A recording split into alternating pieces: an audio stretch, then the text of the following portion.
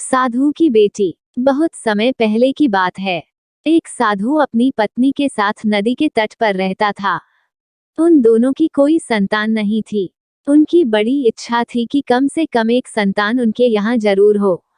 एक दिन साधु जब तपस्या में लीन था, तभी एक चील ने अपने पंजे में फंसी एक चूहिया उसके ऊपर गिरा दी।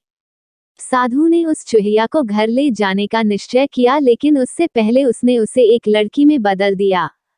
उस लड़की को देखकर साधु की पत्नी ने पूछा, कौन है ये? इसे कहाँ से लाए हो? साधु ने पत्नी को पूरी बात बताई। उसकी पत्नी बहुत प्रसन्न हुई और वह बोली, तुमने उसे जीवन दिया है, इसलिए तुम ही उसके पिता हुए।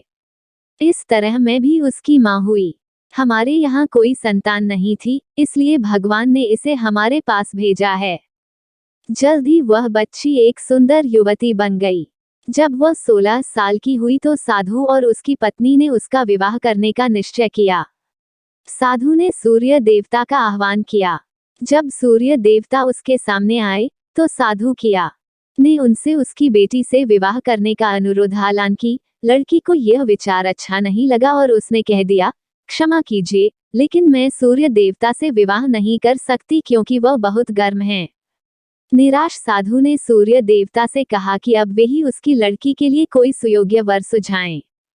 सूर्य देवता ने कहा, बादलों के देवता से आपकी लड़की की जोड़ी सही बैठेगी क्योंकि वे ही धूप की गर्मी से उसकी रक्षा कर सकते हैं।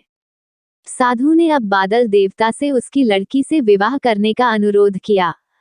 इस बार भी लड़की ने विवाह से इनकार कर दिया और बोली, मैं इस काले व्यक्ति से विवाह नहीं करूंगी। इसके अलावा बादलों की गरज से मुझे डर भी लगता है। साधु फिर से उदास हो गया और उसने बादल देवता से अनुरोध किया कि वे ही कोई सुयोग्य वर सुझाएं।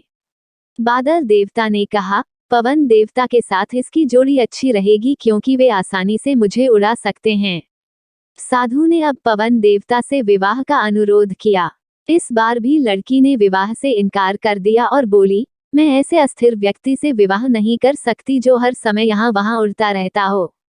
साधु काफी परेशान हो गया।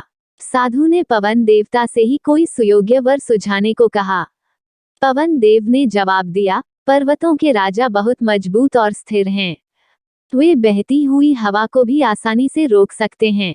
उनसे आपकी लड़की की जोड़ी सही बैठेगी। उद्धरण चिन्ह।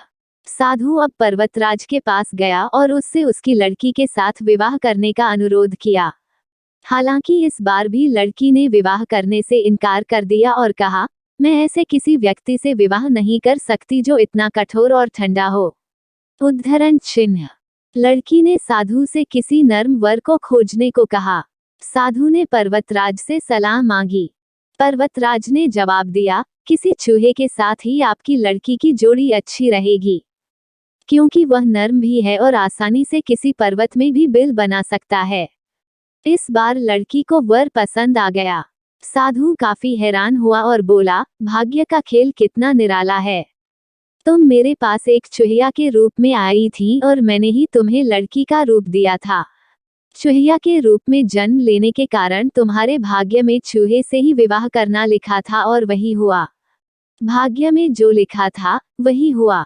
साधु ने फिर से प्रार्थना शुरू कर दी और लड़की को दोबारा चूहिया बना दिया।